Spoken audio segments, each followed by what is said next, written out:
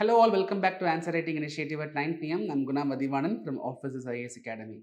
Friends, if you're watching this video series for the first time, please watch my first video in the Answer Writing playlist to know how to participate here. And this initiative is open to all. Right, the question which I gave yesterday is regarding electoral bonds. The objective of electoral bonds is to cleanse the system of political funding. However, it is thwarted by its nature of selective anonymity. That is, the objective is to cleanse the system of political funding, but however, the nature of electoral bond is preventing that, is preventing in achieving that objective. Comment. Right. So, very simple. Explain about electoral bond first. Friends, in detail, I have explained what is electoral bond, positives, negatives, issues surrounding it. Please go through my video in the Hitler series. Right. Don't expect me to explain what is electoral bond here. Okay.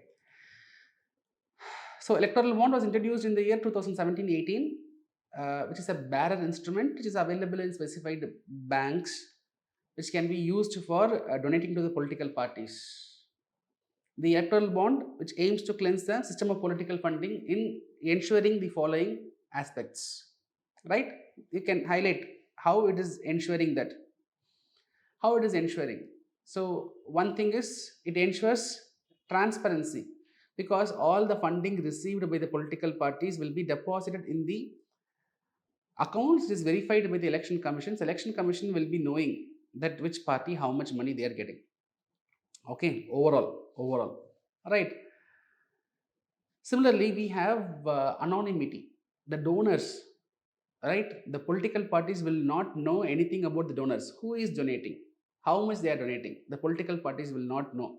So this will prevent the nexus. This will prevent the nexus between the capitalists, the donators, as well as the receivers. So there is anonymity.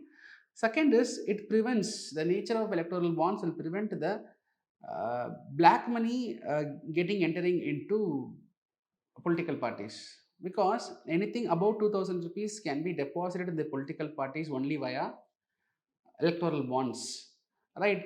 So black money previously there's a scope for institutions parking their black money in the political parties, but now donations more than 2000 goes via electoral bond. So electoral bond can be purchased only by someone who is having a KYC compliant bank accounts. So that black money parking is has been that this nature is being restricted. This is being restricted by the electoral bond. So in these three manners, we are trying to cleanse the political funding. Okay, but however, if you look at the nature of the electoral bond, the nature is actually preventing and achieving these objectives, right? So how that Supreme Court itself has highlighted, we can mention Supreme Court has highlighted. It has said that SBI will know, Election Commission will know, at least SBI will know who is donating, investigating agencies will know who is donating, right? And SBI will know who is donating and where the money goes. So, selective agencies are able to know the amount donated received by different political parties, right? So, there is no complete anonymity, there is selective anonymity. Likewise, through the government institutions, investigation agencies, SBI, the ruling government, which is the government, is ruled by a party. That ruling government's political party will have a scope to know the informations regarding the political funding, who is donating to whom, how much is being donated for the ruling party, how much is being donated for the opposition party. All the informations will be known by there is scope the government can know, the ruling government can know. And the opposition parties, right, they will have no clue. They will have no clue who is donating to them or to others. Only if I am donating to the political party, if I reveal, they will know. If I am not revealing, then the receiving political parties will not know. So, law enforcement agencies will have an idea, SBI will have an idea, through them, the ruling government will have an idea, but others, political parties, will not have an idea. And most importantly, we the people will not have idea, right? We are the actual stakeholders of society, but we will not have any clue of who is donating, to whom is being donated, how much is being donated. We will be clueless. Right? So there is selective anonymity, which attacks the transparency, which attacks the anonymity aspect as a whole. And also previously only the companies, corporates which are profit making can donate up to 7.5% of their profits. But in the electoral bond system, that aspect has been diluted. That is, even loss making companies can donate to the political parties. So loss making companies, when they can donate, then as election commission has rightly pointed out, shell companies can be floated for parking the illicit money in the political parties accounts. So what we thought, that more than 2000 rupees can be donated only through digital transactions mode, so black money cannot be donated to the political parties. But however, by routing your donations through the shell companies, through the loss making companies, the black money also can be used to donate to the political parties. There is a scope for it. So these are the nature of the electoral bonds, prevent which will prevent the objective of the electoral bonds itself. So electoral bonds has good intentions, it is well intentioned, but however these concerns has to be addressed for better effective functioning of this system. All right, this can be your answer briefly. 10 marker question, you cannot explain more.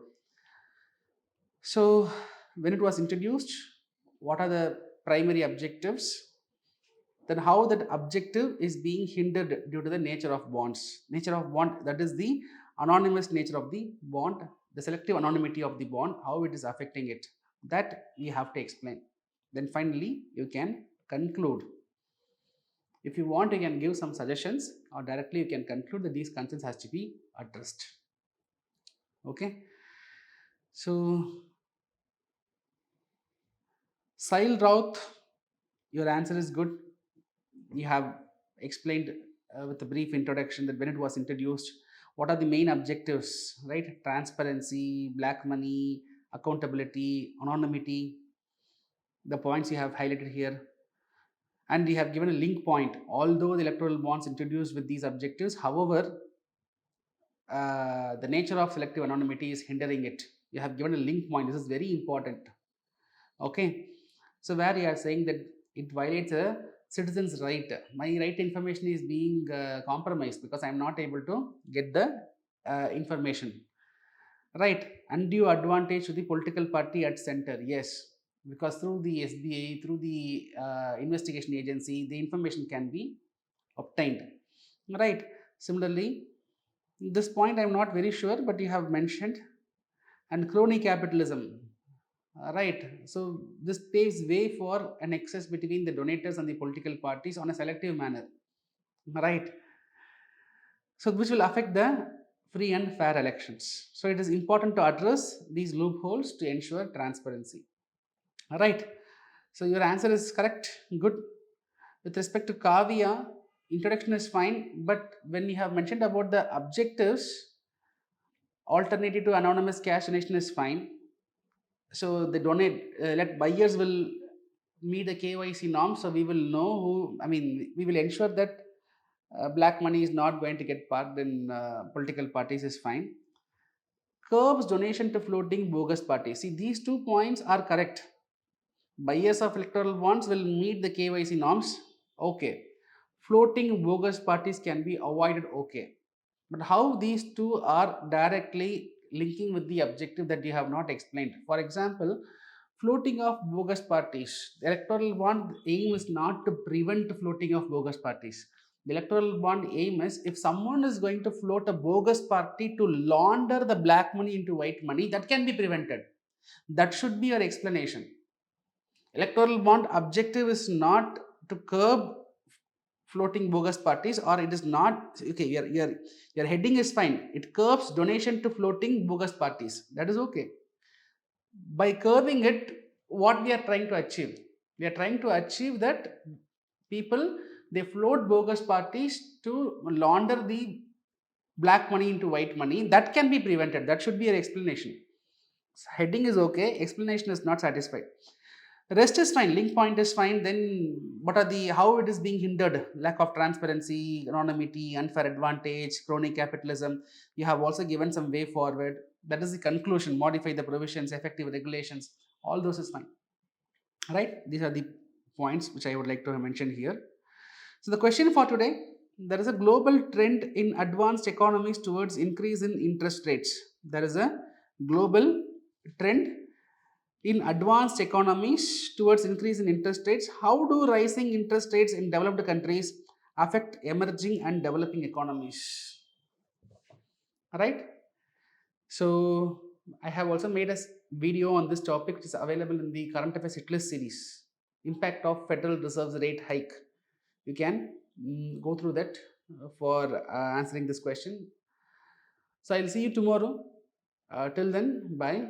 Take care.